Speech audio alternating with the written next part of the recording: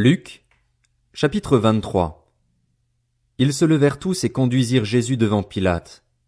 Ils se mirent à l'accuser, disant: Nous avons trouvé cet homme qui sème le désordre dans notre nation. Il empêche de payer les impôts à l'empereur et se présente lui-même comme le Messie, le roi. Pilate lui demanda: Es-tu le roi des Juifs? Jésus lui répondit: Tu le dis. Pilate dit aux chefs des prêtres et à la foule: Je ne trouve chez cet homme aucun motif de le condamner. Mais ils insistèrent en disant: Il excite le peuple à la révolte en enseignant dans toute la Judée, depuis la Galilée où il a commencé et jusqu'ici. À ces mots, Pilate demanda si cet homme était galiléen. Lorsqu'il apprit qu'il relevait bien de l'autorité d'Hérode, il le lui envoya, car lui aussi se trouvait à Jérusalem ces jours-là. Lorsqu'Hérode vit Jésus, il en eut une grande joie, car depuis longtemps il désirait le voir à cause de tout ce qu'il avait entendu dire de lui, et il espérait le voir faire un signe miraculeux. Il lui posa beaucoup de questions, mais Jésus ne lui répondit rien.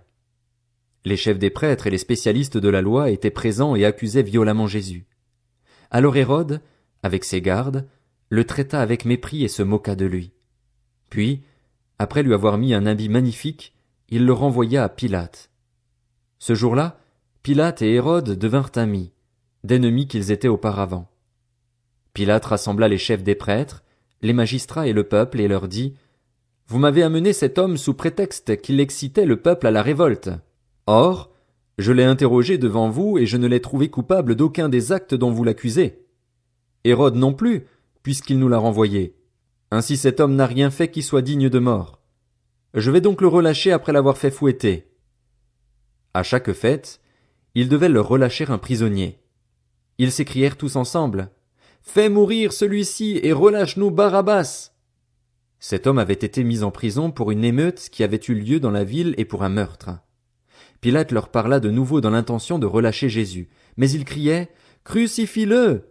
Crucifie-le! Pour la troisième fois, Pilate leur dit: Quel mal a-t-il fait? Je n'ai rien trouvé en lui qui mérite la mort. Je vais donc le relâcher après l'avoir fait fouetter. Cependant ils insistaient à grands cris, demandant qu'il soit crucifié, et leurs cris l'emportèrent avec ceux des chefs des prêtres. Pilate décida de leur accorder ce qu'ils demandaient. Il relâcha celui qui avait été mis en prison pour émeute et pour meurtre, et qu'ils réclamaient, et il livra Jésus à leur volonté. Comme ils l'emmenaient, ils s'emparèrent d'un certain Simon de Cyrène, qui revenait des champs, et ils le chargèrent de la croix pour qu'il la porte derrière Jésus. Il était suivi par une grande foule composée de membres du peuple et de femmes qui se frappaient la poitrine et se lamentaient sur lui. Jésus se tourna vers elles et dit: Femmes de Jérusalem, ne pleurez pas sur moi, mais pleurez sur vous et sur vos enfants.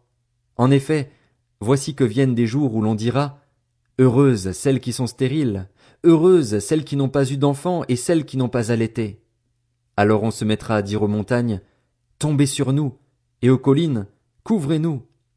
En effet, si l'on traite ainsi le bois vert, qu'arrivera-t-il au bois sec?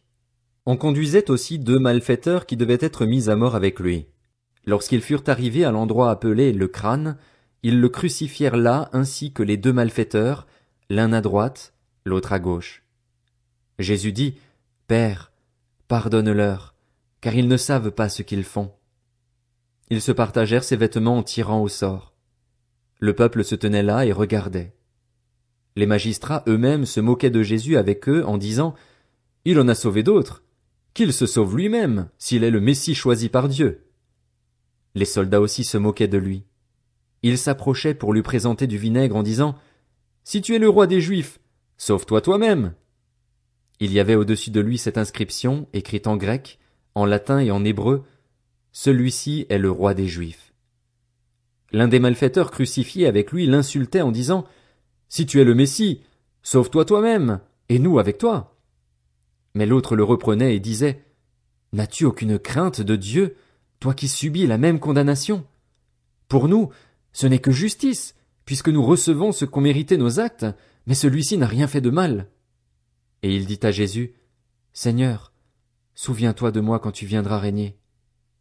Jésus lui répondit: Je te le dis en vérité, aujourd'hui tu seras avec moi dans le paradis. C'était déjà presque midi, et il y eut des ténèbres sur tout le pays jusqu'à 3 heures de l'après-midi. Le soleil s'obscurcit et le voile du temple se déchira par le milieu. Jésus s'écria d'une voix forte, « Père, je remets mon esprit entre tes mains. » Après avoir dit ces paroles, il expira. Voyant ce qui était arrivé, l'officier romain rendit gloire à Dieu en disant, « Certainement, cet homme était juste. » Après avoir vu ce qui était arrivé, tous ceux qui en foule assistaient à ce spectacle repartirent en se frappant la poitrine. Tous ceux qui connaissaient Jésus, et en particulier les femmes qui l'avaient accompagné depuis la Galilée, étaient restés à distance et regardaient ce qui se passait. Il y avait un membre du Sanhédrin du nom de Joseph. Homme bon et juste, il ne s'était pas associé à la décision et aux actes des autres. Il était d'Arimathée, ville des Juifs, et il attendait lui aussi le royaume de Dieu.